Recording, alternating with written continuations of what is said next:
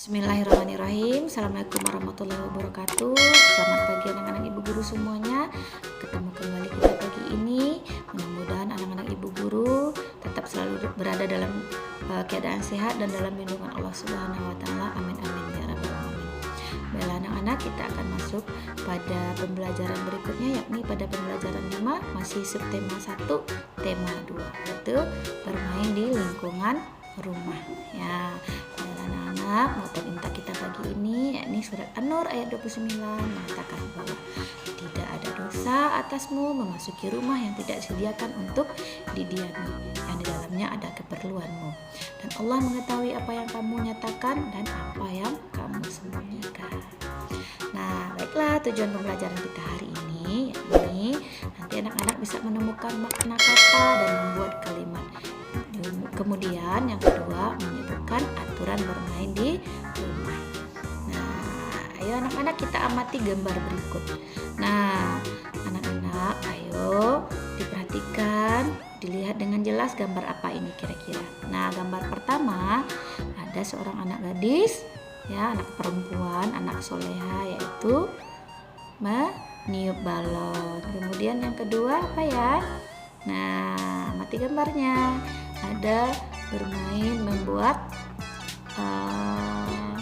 gelombang atau gelembung ya, membuat gelembung sabun ya.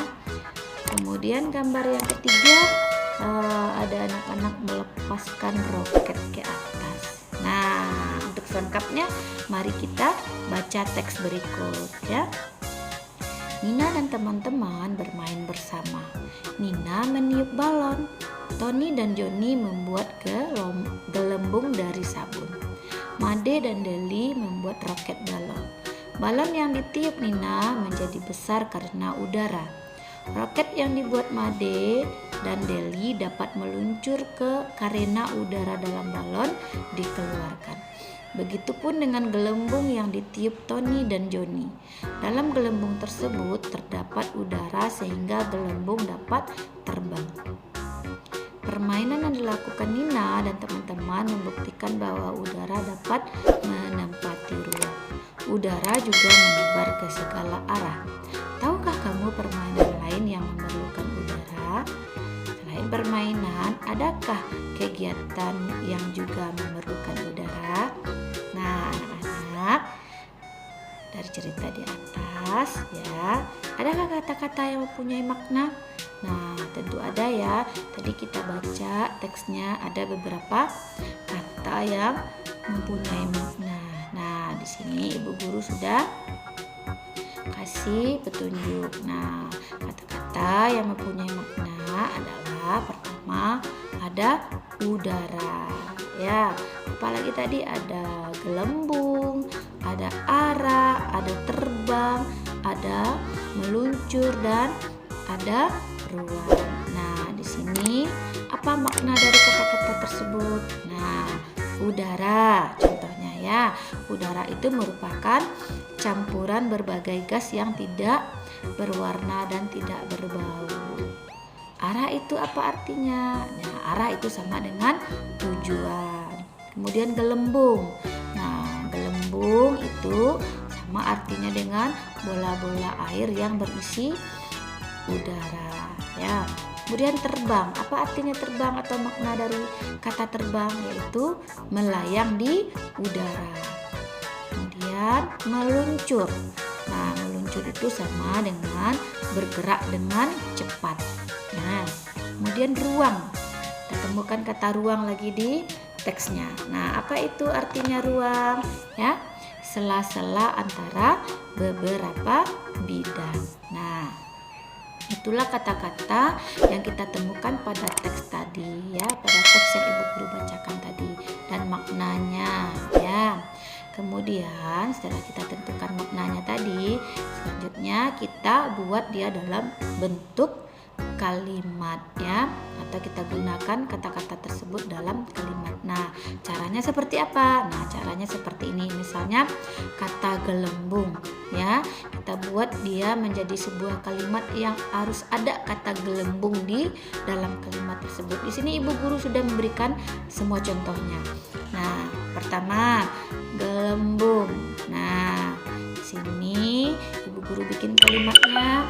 Apip main gelembung sabun di kamar mandi. Nah, ada kata gelembungnya ya, ditebalkan atau digaris bawahi biar jelas. Dari kata gelembung inilah kita jadikan sebuah kalimat. Ya, ibu guru ulang lagi. Apip main gelembung sabun di kamar mandi. Ya. Kemudian kata yang kedua, udara. Nah, kita buat dia menjadi sebuah kalimat. Ya. Kebakaran hutan menyebabkan polusi udara. Ya. Kebakaran hutan menyebabkan polusi udara. Nah, ada kata udaranya kan? Ya, selanjutnya ruang. Nah, dari kata ruang ini apa ya kalimat yang kita bisa bikin? Nah, ini dia. Delisa mempunyai ruang rahasia. Wah, Delisa mempunyai ruang rahasia. Wah, ternyata Delisa punya ruang rahasia. Nah, ini hanya contoh saja ya, Nak ya. Nah, kemudian terbang. Nah, dari terbang kita bisa bikin kalimat apa? Nah, ini dia. Ya, Reinhard ingin bisa terbang seperti burung. Nah, ya. Reinhard ingin bisa terbang seperti burung. Nah, ada kata terbang. Nah, ini contoh ya, Nak ya. Bisa nggak Reinhardnya terbang? Wah, tentu tidak ya, karena Reinhard tidak punya sayap. Nah, itu kira-kira contohnya saja ya, Nak ya. Boleh contoh yang lain? Nah, burung itu terbangnya jauh sekali ya. Burung itu terbangnya jauh sekali di udara ya. Ya, ada juga kata terbangnya. Ya, kemarin siapa lagi? Kemarin Husen naik pesawat terbang menuju Singapura. Nah, boleh juga ya yang ada kata terbangnya. Selanjutnya apalagi? Meluncur. Nah, dari kata meluncur kita bisa bikin kalimat. Nah, Ryan kemarin melihat para layang yang sedang meluncur. Ya, Ryan kemarin melihat para layang yang sedang meluncur. Boleh juga dengan kalimat yang lainnya. Ya, yang penting ada kata-kata yang diperintahkan untuk dimasukkan ke dalam sebuah kalimat, dijadikan sebuah kalimat. Nah, kemudian apa ya? Yang terakhir ada arah. Nah, ini kalimatnya. Huga menendang bola ke arah barat. Ya, ke arah barat. Jadi ada kata arahnya. Nah, jadi seperti itu ya, Nak ya. Kalau kita membuat kalimat berdasarkan kata-kata yang sudah disediakan, ya. Atau dari kata-kata yang sudah ada, kita jadikan dia sebuah kalimat. Nah, anak-anak mengerti ya. Mudah-mudahan anak-anak ibu guru mengerti tentang sebuah kata yang dijadikan dalam bentuk kalimat. Nah, oke. Nah, sekarang kita berikutnya. Nah, dari kata-kata yang sudah kita artikan tadi, yang sudah kita buat kalimatnya tadi, sekarang kita masuk pada teks berikutnya. Apa kira-kira teks ini ya? Nah, ayah dan ibu sangat senang. Nina dan adiknya telah melaksanakan aturan bermain dengan tertib. Selain aturan bermain, di rumah Nina juga ada aturan lain. Nah, jadi ada aturan lagi ya. Di aturan yang ada di rumah itu berbeda-beda. Misalnya aturan di rumahnya Akela berbeda, ada yang sama ya, ada juga yang berbeda dengan aturan di rumah Sani misalnya, atau aturan di rumah Rere ya dengan Fatan, atau dengan Genta, atau dengan Naufal. Nah, pasti berbeda-beda. Namun ada juga beberapa yang sama. Ya, aturan itu untuk dipatuhi. Nah, apa contoh aturan di rumah Nina? Nah, ini dia. Mungkin di rumah anak-anak juga ada peraturan seperti ini. Nah, apa itu? Nah, ini dia. Bangun pagi agar tidak terlambat sekolah. Nah, sama nggak? Kira-kira ini sama ya semua peraturan di rumah kita. Harus bangun pagi. Nah, supaya kita bisa sholat subuh tepat waktu ya. Bisa mandi pagi untuk kesehatan, sarapan, dan siap-siap untuk belajar. Terutama untuk Zoom pagi pembiasaan kita ya. Nah, mungkin ini sama peraturannya di seluruh keluarga. Kemudian apa? Berpamitan sebelum pergi ya. Berpamitan sebelum pergi ke sekolah ya, Nak ya. Jadi kalau kita mau pergi-pergi, mau kemanapun, tidak ke sekolah saja, kita harus berpamitan dulu, bicara dulu, ya, ngomong dulu, izin dulu dengan orang tua, ya nak ya. Nah, seperti itu. Ini juga semuanya peraturannya sama, ya. Kemudian merapikan buku setelah belajar atau setelah digunakan, ya. Jadi kalau kita sudah selesai mempergunakan bukunya, dirapikan kembali, ya. Seperti itu ya anak-anak ya, peraturan-peraturan yang ada di rumah.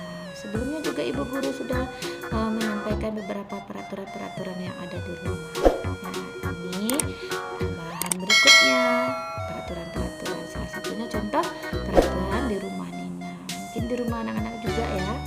Nah, baiklah anak-anak, di sini ibu guru punya pilihan. Diminta kepada anak-anak untuk memilihnya. Mana aturan-aturan yang berikut yang boleh diikuti dan mana aturan-aturan berikut yang tidak boleh diikuti. Kalau yang boleh diikuti, diberi tanda checklist. Kalau yang tidak boleh diikuti, kita beri tanda silang. Nah, di sini kita bahasnya bersama-sama, bukan bacanya. Merapikan mainan setelah digunakan. Kira-kira itu tanda checklist apa? Silang. Nah, itu bagus apa tidak? Nah, tentu bagus ya. Merapikan mainan setelah digunakan. Kita beri tanda checklist, itu adalah peraturan yang bagus ya nak ya. Itu semuanya kita harus merapikan kembali kalau setelah digunakan ya. Merapikan mainan setelah digunakan. Kita beri tanda checklist. Kemudian yang berikutnya, merapikan tempat tidur. Nah, itu bagus nggak tidak? Bagus tidak itu? Nah, tentu bagus ya. Juga kita beri tanda checklist ya. Kemudian berikutnya, berebut mainan dengan adik. Ada aturannya berebut kita nak? Nah, tentu tidak ya. Berarti kita beri tanda silang. Karena itu tidak bagus berebut mainan dengan adik. Ya, itu tidak bagus. Kalau kita sebagai kakak atau sebagai abang harus mengalah, harus sabar dulu ya sama adik. Nah, berikutnya apa nak? Menonton televisi sampai larut malam. Bolehkah kita menonton televisi sampai larut malam? Nah, tentu tidak. Kalau menonton televisi sampai larut malam, nanti bisa merusak matanya ya, merusak matanya, badannya jadi tidak sehat karena tidurnya jadinya terlalu larut malam. Itu tidak boleh. Berarti kita beri tanda silang. Kemudian berikutnya, merapikan meja makan setelah selesai makan. Nah, itu bagus apa tidak nak? Nah, tentu bagus ya. Kalau habis makan kita rapikan lagi ya. Rapikan meja makan, rapikan piring-piring dan gelasnya. Nah, merapikan meja makan setelah selesai makan berarti itu aturan yang perlu diikuti dan boleh diikuti. Nah, kita beri tanda checklist. Kemudian berdoa sebelum tidur malam. Nah, bagus apa tidak nih? Nah, tentu bagus. Kita harus berdoa dulu sebelum tidur malam hingga tidurnya nyenyak ya nak ya. Tentu kita beri tanda checklist. Nah, inilah beberapa peraturan-peraturan atau aturan-aturan ya di rumah yang boleh kita ikuti dan yang tidak boleh kita ikuti. Yang baiknya anak-anak ibu guru ikuti, laksanakan di rumah. Yang tidak baiknya jangan ditiru, jangan diikuti. Oke anak-anak. Nah, dan anak-anak ibu guru sudah tahu ya aturan-aturan yang ada di rumah ya, dan dapat dilaksanakan dalam kehidupannya sehari-hari. Baiklah anak-anak, untuk tugas kita hari ini adalah anak-anak kerjakan bukunya halaman 26 ya. Masih buku tema 2B sub tema 1. Selamat mengerjakan ya anak-anak, nanti dikirim di Google Classroom-nya. Nah, demikianlah pembelajaran kita hari ini. Ibu guru ucapkan terima kasih banyak kepada anak-anak yang sudah menyaksikan video ini. Mudah-mudahan bermanfaat. Ibu guru sudahi dengan billahi taufiq wal hidayah. Assalamualaikum warahmatullahi wabarakatuh.